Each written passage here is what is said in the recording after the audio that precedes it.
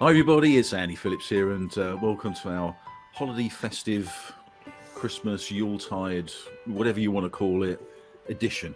And as you can see, we've got loads of people. Yeah, give everybody give a wave. I've got Rich, I've got Embers, I've got Esther, I've got Guy Arton, I've got Rad, I've got Naraya and Jason and Jeffrey as well. So we've got a full house in today. There's quite a few people on here today. We're going to be talking about Christmas, because it's a Christmas edition, and maybe give us a bit of an insight of how we atheists in general maybe feel about Christmas, some of the traditions of Christmas, whether they're Christian or pagan or whatever it is. So we're going to have a little kick through this. Who wants to start off today's little conversation? I think it should be the person who looks most like Father Christmas. well, okay. Well, I mean, I thought I'd kick the cup of tea today because of the reason for the season. He's obviously alcohol. Yeah. Cheers, everyone, and Merry Christmas and whatever you celebrate. Happy Yule. Cheers all. Indeed. I'm going to kick off by saying you may have noticed. I actually quite like this time of year. I quite like the fun of it. I quite like the atmosphere of it. I love the whole idea of getting together with family if you can. I love the whole idea of giving presents. I quite like the idea of getting them as well. I love the music. Yes, I love the music. Okay. And I just love pretty much everything about it. The only thing I don't do is I don't celebrate this birth of this Jesus character. To me, actually, it's not a part of the actual process of doing Christmas for me. I don't do the religious side of it. I don't go to church services. I don't do any of that. As far as I'm aware, actually, that takes away from much of the things that I think we celebrate at this time of year. So that's going to be my opening gambit for this particular discussion. Of course, I know that there are people out there that keep using the whole Jesus is the reason for the season sort of argument. But when you actually start digging, you'll find that Christmas itself is a mishmash of all sorts of traditions going way back into prehistory all the way up until modern times. In fact, many of our current traditions that we actually celebrate have their origins actually in Victorian times. So things like Christmas cards, the way we would actually treat a Christmas tree. The actual bringing in a Christmas tree, while it does have some origins in many earlier pagan traditions, the way we do it now is actually, again, a Victorian, a German invention. So I find all that fascinating, and especially as it's been pointed out by a few people, because of its pagan origins, there is a passage in the Bible that actually says, "Don't bring trees in." Jeremiah 10, verses 2-4, if anyone wants to look it up. But again, that's about some of the more pagan roots of some of our celebrations. And on that note, I'm going to hand over to someone else. Well, can I take over from there? Because please go. From my point of view, firstly, I agree with Rich. Any excuse for a party, as far as I'm concerned, is fine by me. And but beyond that, if we're building, as we are doing, an atheist and a non-religious culture, we should use whatever remnants of religion is around, which are reasonable to use. And I think Christmas is one of them. I mean, for instance, humanist celebrants conduct their humanist ceremonies in crematorium chapels. Well, that chapel is being repurposed for a human need. And I think that Christmas can be repurposed and recovered, if you like, for our normal human enjoyment and stripped of any, theistic stuff that is of no consequence. So that's the way I'd like to see it. What about you, Naraya? Because obviously you're atheist. How does this time of year sit with you? To be honest, I think I'm pretty much with Rich and Guy as well, because genuinely, for me, it's just all about, it's just pure comfort during the winter, especially living in the UK. TV changes, shops look gorgeous, the Christmas market. It's just that added feeling of comfort in winter. But I think there is a big correlation with winter as well. And as Rich was saying, just the evolution that this like Christmas has taken on throughout history and what it's become today. When my own family celebrates it, we do we put the tree up, we do a Secret Santa. We just wait. We're all looking forward to the Christmas dinner. We're talking about it for weeks before. But it's interesting because when I lived in the UAE, for example, they're really trying to kind of, decorate the malls and really like set up the Christmas festive spirit because of how many expats live there.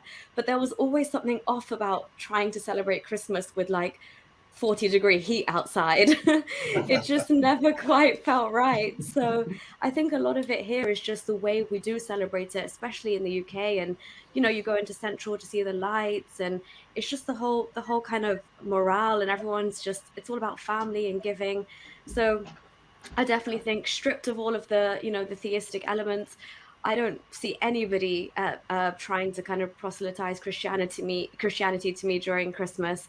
That everyone's just up for a good time, and as was said, any excuse for a party. I think that's one thing we atheists hold on to, is the fact that we don't have any days, so we don't need an excuse. Every day is a day for a party. See, maybe that should be our strapline. We might get a lot more people joining our Facebook group if atheism, any excuse for a party. I think we're missing a trick here.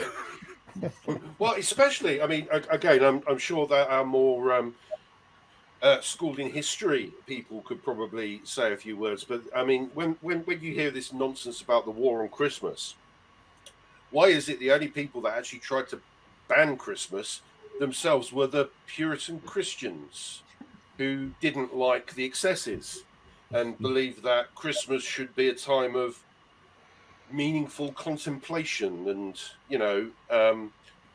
and solemn dedication to God and to Jesus.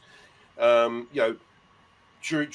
the time of the it sometimes it might not actually be directly attributed to Cromwell, but during his time, he had troops marching through the city of London, arresting people for eating mince pies and things like that. If you were preparing for a Christmas feast, you were arrested because Christmas was not a time for feasting. Those were excesses which the Puritans didn't like. Well, I'm afraid, to quote Monty Python, "Oh, you're no fun anymore." Touche. Jeffrey. Right. For 98 or 99% of people in Britain, it is completely secular. I mean, and even the other 1 or 2%, all they do is go to church on Christmas Day. So it has lost any idea of its religious meaning. But what it does annoy me about Christmas in Britain, and Britain is distinct from any other country I can think of that I visited, is that it starts 2 months beforehand. 2 days okay, but it's just got ridiculous, the amount of build-up to Christmas. Not a secular build-up, it's not religious. It's but a commercial build-up. Very overdone in Britain, and that's compared to every other country. I usually, before the pandemic days, tried to be away in December before Christmas. You've obviously never been to the Philippines, where Christmas starts on September 1st. But I found out there was very little to do with Christmas and build up in other countries in the same way that there is in Britain. I was saying a little while ago, before very first lockdown, last time I went to a big supermarket, it was in early October, and I was just laughing with myself that it was possible in one big aisle, it was possible to shop for Halloween, bonfire night and Christmas all at once. So by the time you got to the end of the aisle, you had everything you needed for the rest of the year. But it's just a massive commercial machine now, isn't it? I think. Sorry, I was going to say, Esther. For me, I think Christmas is a one-time universal time around the world where people sort of just come together, celebrate each other, and a time to spend with your family and to take time out. Just don't forget, it's the end of the year. It comes at a time when the year's ending. The new year's about to kick in, and for a lot of people it's a time to take stock of everything you've done throughout the year, and now you're getting ready for this new year, because don't forget, just a week later you're celebrating the new year. New year's coming in, so I think it's just a universal time that people come together to just look back on the year and get ready for this new year, and to spend time with family, and to have gifts, and to have just that moment that you can. When I was still a Christian, I used to feel like, how come there's very little about the person Jesus? It was more about like you were saying about the commercial aspect. It was more about gifts. It was more about ads on television.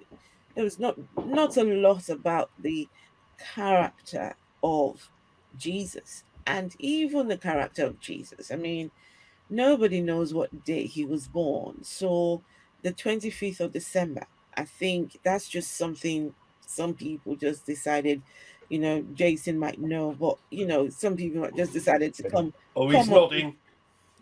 Yeah, look at his little face. He's like in his element, and he's like, "Well, let me tell you." But this is interesting, because this is the whole point of maybe some of the things that we're going to talk about in this podcast, because we instinctively know right through from my childhood that most of the things that we do through this Christmas period, this Yuletide period, is very much not a Christian thing. A lot of stuff is pre-Christian. A lot of stuff has been brought in quite in modern times. You talked about the tree and Christmas cards and all those sort of things, Victorian things that came in, and the way we actually celebrate is not a Christian thing. And so this is one of the reasons why we can have a Christmas show, because a lot of stuff isn't Christian. So Jason, do you want to just quickly have try not to do a rant, but just give us a bit of sort of a little bit of history, I guess, about how Christmas came to be Christmas as it is now, and why we atheists still love it. Okay, so how much detail should I go? Like where the virgin birth narrative comes from, or skip ahead to the 25th? It's got to be podcast length. Okay. So maybe a brief. Okay, so the whole virgin birth thing is a mistranslation of the Greek Bible from the Library of Alexandria about a prophecy in 730, around 732, when Isaiah, the Assyrians had made Judah a vassal state, had destroyed the northern kingdom of Israel and scattered the what's known as the 10 tribes, and the king of Judah was pro Assyrian, and so Isaiah had prophesied that basically the salvation of the Judah would be the birth of his son, who would set things right. And then, of course, the Greek Bible mistranslated that the birth of his son by a young woman would be from a young virgin. Matthew and Luke then pick that up, and it becomes sort of the basis of the virgin birth, even though it relates to somebody 800 years earlier than Jesus. The 25th comes from the feast of the feast of the Annunciation. So when Gabriel visited Mary and told her she was going to give birth, that was on March. The feast of the Annunciation is March 25th. So in 221, some Christian just added 9 months to that, and Christmas sort of becomes December 25th, and then Pope Julius, who was Pope in the mid 300s, sort of then makes it official. So weren't there also already a number of different celebrations in other traditions that also took place on December 25th? Yes, like Saturnalia was December 17th. Yeah. You look at the Mithras, I think Bacchus as well. There's quite a few, because it's basically it's tied around the solstice, right? The shortest day of the year in the northern hemisphere, or like the longest. Nuria was saying about how 40-degree heat. Well, the Aussies celebrate Christmas by going and have a barbecue on the beach. So yeah. That sounds wonderful, actually. So basically what Christmas is like a time of renewal. Like the days have gotten shorter, and now the days are going to start getting longer. So it's basically leading up to the spring festival of Easter, where he's crucified, and rebirth and resurrection. So there's a lot of mysticism around birth and death and rebirth between Christmas and spring, or between the winter solstice and the spring equinox. So, and they're intimately related in many pagan mythologies. Right. So. But I think the 25th is quite a good idea, because it's exactly 7 days before New Year, and I suspect that's why it's really become so popular, and one of the reasons it was chosen. Well, was it though? Back January 1st wasn't the New Year back then, not 1,500 years ago. So. No, I mean, we've got today certainly, yeah, and you have that week, you have that strange week in between, don't you? Which where a lot of people aren't working. I mean, my previous profession we did, but even then it was always a weird week, because very little actually went on in that week. Yeah, between Boxing Day and New Year, it's a funny time. It's a strange, it's a strange time. Because it's obviously that as I grew up, and people know that I became an atheist sort of around about stated that I was an atheist around about sort of the age of 15. And during that time, I started reading a lot of stuff. I've been, just reading about the sort of stuff that was happening prior to Christianity. The festivals around this time, and it seems like an obvious time to have a festival. It's like midwinter festivals are very, very pagan. They're very, very, it's old religion. It's it's not something which has been brought in as a Christian festival. The Christian festivals, in fact, there's a lot of Christian festivals like Easter and things like that, are brought in on top of these old pagan type festivals, and so it's like usurped by Christianity. Like they do a lot of stuff like that. But so the Christmas time is really based on that Yule period. And so what we've got is everybody can celebrate this, because it's a perfect time of year to actually get together with family, get together with friends. There's lots of stuff that, in fact, most of the things that we associate with Christmas, giving a presents, bringing in trees and all that sort of thing, or bringing in evergreens into the home, is a pre-Christian thing. So a lot of the stuff that we actually celebrate, that we think about, is nothing to do with Christianity whatsoever. The only thing that you really get is it's meant to be Christ's birthday, which it isn't, and you get church ceremonies that are different to every other time of the year. And to be honest, I mean, I don't know about you guys, but I love things like Silent Night. I love the song Silent Night. I think it's really, really, very, very emotive, and it's a beautiful piece of music. I don't. Well, ironically, my favorite, and this will probably shock a lot of people, my favorite Christmas song, my favorite Christmas carol is "O Come All Ye Faithful," and you can't get much more faithless than me. Well, I thought you were going to say "Merry Christmas, Everybody" by Slade. Yeah. No, it's "O Come All Ye Faithful." There's something about the song. There's something about the tune. There's something about the way that the cadence rises and then falls and then rises again.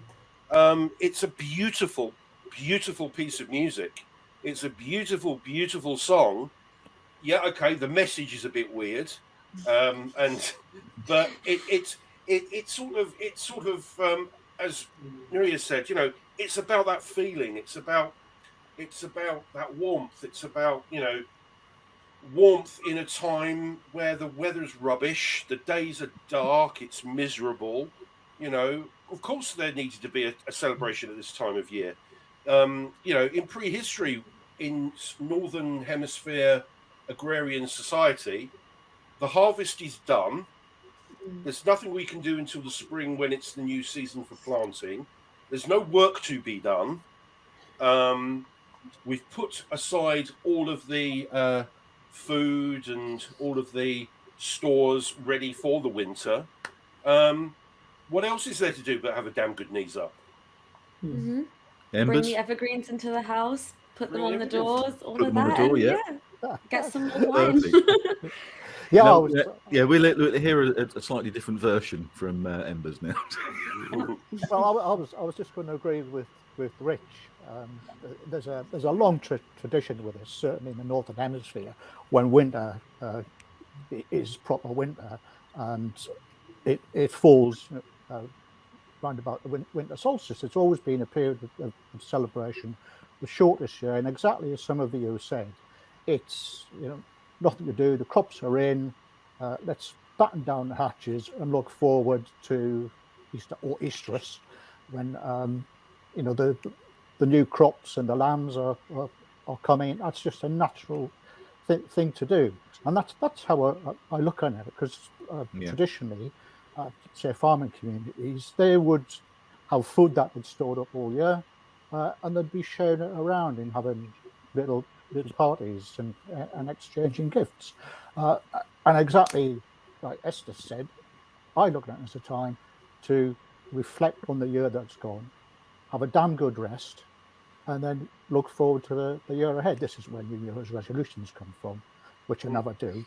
But good intent and all that. But I would agree with Rad. I'll propose that we link up Christmas or festive season, whatever you call it, and New Year, and we just have the whole week off.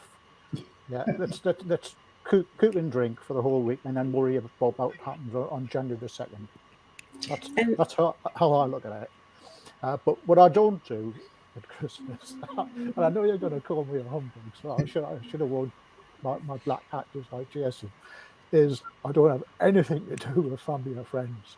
I really just, I stock up. I'm not antisocial, but I just stock up. I'm also a really good cook, so that's what I do. Yeah, loads of stuff in, loads of fudge. Why doesn't that surprise me? And just relax for the whole week, and then worry about emerging sometime in January. For me, that's absolutely great. But No, not I have for a second, just before you come in, Rich and Ryan. Yep, sorry, no, I didn't have my hand up. Don't worry. I was just listening to Embers. I think Jason was coming. Rad Jason and Guy as well. And Esther. Go and first. Esther as well. Let Esther go. Okay, so there's some Christians who do not celebrate Christmas, and a lot of them do. And I'm sure I've heard some say that if Jesus wanted them to celebrate Christmas, he would have said so. He would have given the instructions to celebrate Christmas. Some instructions Jesus gave, he said, do this in remembrance of me. So that is the feasting of the wine and the bread. He specifically said, do this in remembrance of me. But he never said anything about celebrating his birthday. He never said anything about celebrating the day he was crucified. And so why on earth do Christians celebrate on that day? It's when Jesus never said you should celebrate Christmas. Nowhere in the holy book does it say, well, I don't consider the book holy, but for the Christians who do, nowhere So-called holy book. So-called. So nowhere does Jesus instruct that you should celebrate it. So why is this a thing? And all that is predicated on Jesus didn't actually say that. His biography said it for him. So Brad? Well, quite. Just going to say all that is predicated on whether Jesus existed. I was passing the Baptist church today, and they had a sign outside, and it said, "Is Jesus 1 fictional, 2 a historical figure, or 3 the Son of God?" And presumably, you're supposed to believe the Son of God or something. It's so obvious, that the Christ figure, that there was no virgin birth, and what's so obviously fictional. It's ridiculous. But they managed to get that wrong. Yeah, but if they're all supposed to be the same one and all, and they try the Catholic idea of the God Father, Holy Ghost, etc., as one thing but separate, is not shown. Jesus is not showing a lot of omniscience about when his birthday was or when Easter. Well, what's going to happen in the future? So that's why he didn't leave any instructions, I think, and leave us all guessing. I wanted to just say that I've been wondering what Rich reminded me of all this meeting, and I've suddenly realised it's King Henry VIII. No, I think he looks like a Morris dancer. In his earlier years, not in his later years. Well, maybe. I just wanted to go back to one thing again that Ember said there, and one of the great things about being an atheist at this time of year is we can celebrate this however we want, including, and I know that there are a number of atheists out there who don't celebrate Christmas at all, because of some of the religious roots. I mean, a former member of ours who is sadly no longer with us, every year he would go to a non-Christian country in order to try and avoid the Christmas celebrations because he didn't enjoy them, he didn't like them. He was a little bit of a misanthrope, to be honest. But the last Christmas he had while he was still with us, he spent it out in Sri Lanka. And I know that Jeffrey said earlier, whilst there are some muscular forms of Christianity even there, the majority of the areas where he was primarily Buddhist. And he said, he was able to avoid a lot of Christmas traditions. But again, as Nuria said, it actually is difficult because even in a lot of non-Christian countries, the actual festival, the actual celebrations still take place. You go to Japan, for example, not particularly known as being a Christmas country, you'll see decorations, Santa everywhere. And of course, they have their wonderful KFC tradition. Of everybody ordering KFC for their Christmas dinner, which I thought, which started off, funny enough, as a marketing campaign. But the great thing is, as atheists, we can celebrate however we want, and we can, if we choose not to. And I know that there will be a few people who will, from the atheist community, who will watch this video and think, well, they're not speaking for me because I don't celebrate it because as far as I'm concerned, it is a religious festival. And that's fine. I'm not going to criticize you. I'm not going to criticize anyone who doesn't want to celebrate it for that reason. You do you. And that's, again, I say the great thing about being an atheist is you can do you. Yeah. Well, Jeffrey? I mean, it's fair to say that even the Christians aren't actually celebrating the life of Jesus Christ. I mean, we don't even know which year he was born, let alone which day. Or if he was born at all. What they're celebrating is the legend of Christ as developed by Paul and his successors, which doesn't bear too much relation probably to the actual life of Christ. More than perhaps at the most just a few basic facts, but what he was saying in his message was very, let's say, distorted and developed by his successors and made into a legend. Yeah, I think for those people who want Christmas, I'll call it Christmas to say any other terms, Christmas to be a religious festival. Fine, you're in the minority in the UK. I'll tell you that you are. The vast majority of people just get on with it as a celebration at the end of the year. Relax, see friends and family, eat and drink too much, job done. That's absolutely fine. If you want to be religious and you're a Christian, for example, there's plenty of scope for you to go off and do your own thing with like-minded people. You can go to church, observe everything else. But for the vast majority of people in this company who don't even give a second thought to it being a religious festival, it's just what it is. You just got to look around you in the shops. It's a commercial bonanza. It is. And if you want to give presents, you want to have parties, absolutely great. Let your hair down, have a good time.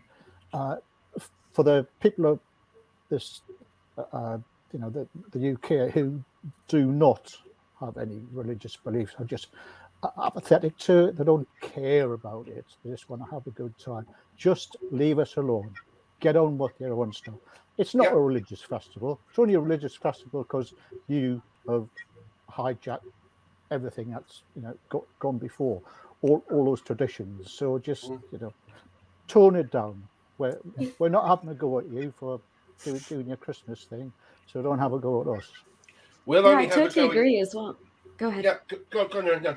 No, I was just going to say I completely agree with Embers on that as well, because it's just become, especially in the UK, it's become so inclusive in every form. Like whether you're being bombarded with ads on TV, or that they cater. Christmas dinner is now for everyone, whether you're vegetarian, vegan, kosher, anything. You all have a concept and you tailor it to your needs. And even like the churches, they're kind of just open connected to the market. Pop in for a cup of coffee. There's no proselytizing going on. It has become so inclusive. And just to follow up with what Rich was saying, that concept of to each their own. There's some, obviously in the culture we live in now, with like this wokeism and certain companies putting directives in to be like, we don't even say Merry Christmas, we say Happy Holidays, and people taking it really personally if you say Merry Christmas or not. I'm kind of more, I think Rich would agree. I'm happy to say Happy Hanukkah, Merry Christmas, Eid Mubarak. I don't know of anybody that has. This is actually a very important topic that we're coming on to now, because we're starting to touch on this idea of the war on Christmas. Right? Which is totally made up. It's completely fictitious. I don't know of anyone at all who objects to the term Merry Christmas. I say it all the time at this time of year because, whether or not it's got religious ramifications, that is the name of the celebration that actually happens. But I've also got no problem with anyone that wants to say Happy Holidays, because especially if you say go to America and you include some of the additional holidays that they have, there's something like 14, 15 different holidays from Halloween up to New Year. And so it's the holiday season because there's over a dozen different holidays as well as Christmas. What's the problem with saying Happy Holidays either? I mean, it's all complete nonsense. This war on Christmas is all totally made up. I'm sure that there's hardly anybody on this call would object to the phrase Merry Christmas. I say it all the time. It's the straw men thing. It goes back to the straw man argument, these straw man arguments that we get time and time again. I mean, I was actually pulled up by someone, because someone who knew I was an atheist and I do this podcast and that I'm in Atheism UK, someone who knew that. And I was talking to them just a couple of days ago, and I said to them, "Oh, if I don't see you before, have a happy Christmas." And he said, "How can you wish someone a happy Christmas? You're an atheist." And it's like, that's a really interesting question. How can I say happy Christmas to someone if I'm an atheist? But very, very quickly in my mind, I just went, it's a colloquialism. I was brought up with Christmas, I was brought up with Christmas trees. I was brought up with gift giving. I was brought up with the dinner at Christmas and things like that. All the things that Narayan was talking about, it is just what it is. And being an atheist just means you don't believe in God. That's all it means. You're not convinced that God exists. That's all it is. It doesn't mean that you can't go through life and enjoy your bleeding self, and be nice to people because we can't be nice to people because we're atheists. We can't be good people, surely. You know, I think we've covered that, haven't we? but see, this is the problem. You know, it's always this straw man argument that you can't do Christmas because you're an atheist. Well, has everybody got their babies ready to roast on Christmas night? One of the best things about Christmas, I think, is the globalization of the celebration. You know, we don't want Christians, and Christians themselves shouldn't want to dominate or own the celebrations at this time of year, because it goes on in all countries. We have to, I think, as well, be patient with the shops and things who start the businesses, the Christmas business early and that sort of thing. Their business model, sometimes 25% of their profit comes at Christmas, and they can't survive in business without it. So they have to plan very carefully and prepare very carefully. So I've had to be a bit patient with them there when we hear all this Christmas music, and it's the 30th of November rather, you know. Yeah, that's fine, but I don't want to hear jingle bells in Sainsbury's in October. No. I think for myself, being an ex-Christian, I mean, not long ago, considered myself a Christian. When I became an atheist, it was quite shocking to find out that Christmas was adopted from a lot of what people celebrate and what they do is pagan in nature or borrowed from other religions and all these things. Honestly, I had no clue at all. It just was I honestly thought that Christmas was all about Jesus, and that the Christians had it all figured out. They knew what day he was born. They had all the facts. They had all the details and everything. That's what I thought. So when I realized that, look, a lot of Christians haven't even got a clue that this is pagan in nature, some of the things that they do. And Rich talked about that scripture. I mean, I was looking it up just now. I went to go and look at the scripture talking about trees. They shouldn't even be having trees to start with. So, I mean, just how much do Christians really know about Christmas and what they're celebrating? And in my opinion, they haven't got a clue. A lot of them just go along because this is what we've always done. It's always been the tradition, and let's just keep the tradition going. And But Esther, isn't that about it? Because you're brought up in the faith. If an atheist teaches religion, and we teach about all religions throughout all over the globe equally, and give them all a proportionate time and teach about all of them together. Whereas if you bring someone up in the faith, it's really indoctrination, and that's why they think it's all about us. It's all about Christians. Right. Well, it's not just that Christians don't know anything about Christmas; they don't know anything about Christianity or the Bible, True. or where any of it comes from. And how many times have we said that before? Well, a few times. But don't you think it's interesting though what Esther said here is that because I think for a lot of us we've not really been within a faith seriously at all. Esther has. You have. Yes. And coming out of it, it's very interesting how when you come out of it at a later stage, that you look at what you believed. And Esther said something really interesting there, which was she thought that Christmas and all the things, all the all the Christmas wrappings around Christmas, all the things, all the etheria around it, was all to do with Christianity. The tree and the presents and the feasting and drinking and partying and getting to family together and all that sort of thing seems like a very, very Christian thing to do. Whereas probably 99% of the things that happen at Christmas time in this festival time have absolutely zero to do with Christianity. In fact, it's a lot of things that are either pre-Christian or have come in through other routes. I just think that's a really interesting thing, because if Christians who are still Christian think that everything about this is theirs, and I think this is the whole point of it. And as Rad said, Christmas or this time of year, this festival time of year, has blossomed out throughout the world as a time for getting together. And isn't that what we want in life? Isn't that what we want on our planet, is for people to come together?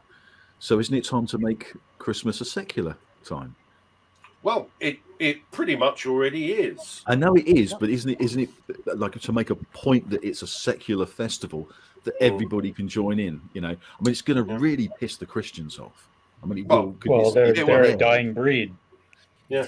Well, I mean, in terms of wanting to piss the Christians off, I mean, there are a couple of other observations I'd like to make briefly. You know, if Christmas was if the birth of Jesus was so important, why is it only mentioned in 2 of the Gospels and not mentioned in I think it's not mentioned in Mark or John, but it's mentioned in Paul's letters, or in Paul's letters. And the fact that, and this is a big eye opener for me. Actually, when people do nativity plays at school, it's an amalgam of the two stories that are vastly different and are so self-contradictory. And this is probably another great occasion to bring Jason in here, in terms of the self-contradictory nature of the 2 birth narratives in the Bible. You know, starting off with the very start, where Joseph and Mary in one book are living in Nazareth and have to travel to Bethlehem, which is where you get the whole census story. Yet in another one, they're already living in Bethlehem. And the only reason why they're in Bethlehem in the first place was because of this previous prophecy that the Messiah had to be born in Bethlehem. So big chunks of the story, you know, the 2 stories are actually very, very, very different. You know, the killing of the innocents. Massacre of the Innocents. Yeah, the Massacre of the Innocents, which in itself is actually based on an Old Testament story. Yeah. The Moses story in Pharaoh. Yeah, in one, so you've got them immediately fleeing to Egypt in one book, and in the other book, they're going straight to Jerusalem to present Jesus as part of Jewish tradition in the temple. Well, you can't have both. You can't have both. But if you remember, Rich, we did a podcast, which is the Bible just made up? Yeah. What's interesting is, of course, that the Muslim tradition is that Jesus was born under a palm tree. Yes, another story. So that's correct, isn't it, Naria? Oh, I actually didn't know about that, but I'm assuming yes. Yeah. No, if you there is a section in the Quran about Jesus' birth, and he's born under a palm tree, and I can look it up if you like. Yeah, well, that's where Islamic Christianity. And that, incidentally, is a Gnostic tradition. The Muslims got it from the Gnostics. Yeah, well, that makes sense, because Muhammad was around all of those Gnostic exactly. Christians and getting, he was just copy pasting all of these stories that you guys are talking about with a couple of more Zoroastrian and Jewish influences, and really getting them wrong. He's got basic biblical figures wrong in the Quran. It's not so much wrong; it's just different versions of mythology, basically. Yeah. But the other big thing about the Quran is, of course, it's central to the Quran that Jesus wasn't actually crucified at all, but somebody else was sort of substituted for him in the last minute. Yeah, and God replaced. And that's a docetic idea. Again, another Christian, inverted commas, heresy or alternative tradition, which was circulating around the Middle East for hundreds of years before Muhammad, drafted it in. Or I don't know if Muhammad did it, but somebody put it in the Quran. There was the same tradition in the Trojan War about the sacrifice. This is pre-Christian, in before the Greeks set out for Troy. They had a human sacrifice, and some said it wasn't a sacrifice of the women at all. Ah, right. Well, that's interesting. It's bonkers. Can I want to say something? Yes, I wanted to say something, but before I say something, I'm going to apologize in advance. Okay. I'm going to apologize because It's not what I'm about to say. Not very nice. When you think about, I would rather celebrate Christmas as a secular event. I would rather celebrate it as a time when, we all just come together and not, the whole Jesus.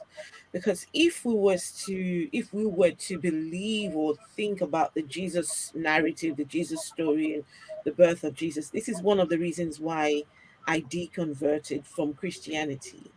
The story of Christmas is when Jesus was born. But when you go back into that story, a young girl was violated by a ghost, right? Quotes and unquotes. The Jesus, God in flesh, because Christians want us to believe that there's God the Father, God the Son, and God the Father sent his child, right, to earth. But when you He was think himself. when you think about the story, that young girl from I'm not sure, someone can help me. Jason, you might be able to help me here. She was between 12 and 13 years old. Well, there's different legends. We don't know. Okay, So I've got no clue, but she was young and she was violated by this ghost. She's forced to carry a baby that she, how is this something that we should celebrate? So I know, Because it's pretty. God It is, did it. a lot of these things are pretty sick. yes, When you look at a lot of stuff that is in the Bible, Quran, or any of the holy books, the Abrahamic holy books, there's a lot of things that are really, really dark. I mean, really sick and dark. And it seems like Christians just brush over it. They don't even think about the consequence of the story. Whether it's made up or whatever, it's just they don't even think about the consequence. What does it actually mean to be that? What does it actually mean to have, like a virgin birth? I mean, you just pulled up something which I haven't even thought about. That this young woman was violated by a spirit and made pregnant. I mean, that's pretty there's dark. That's parallels, like Edgar Allan Poe stuff, isn't it? There are parallels in other pagan mythologies, like Leda and the Swan, like Zeus is the swan. So there's plenty of that in Greek mythology, and incidentally, that's how Jesus becomes the Son of God, literally, because when Greeks hear Son of God, they interpret it through the lens of Greek mythology of Leda and the Swan and Zeus impregnating creating demigods. They don't understand the context of that term in its Jewish origins, which is we're all sons of God. So the Greeks literally make him the Son of God, and then he ultimately becomes God over time. Like by the time John, the book of John is written about 70 years after he's dead. Yeah, man. Listen, guys, we have got to about the end of our allotted space here. Otherwise, we're going to overstay our welcome, like those family members on Christmas Day. and I need a refill.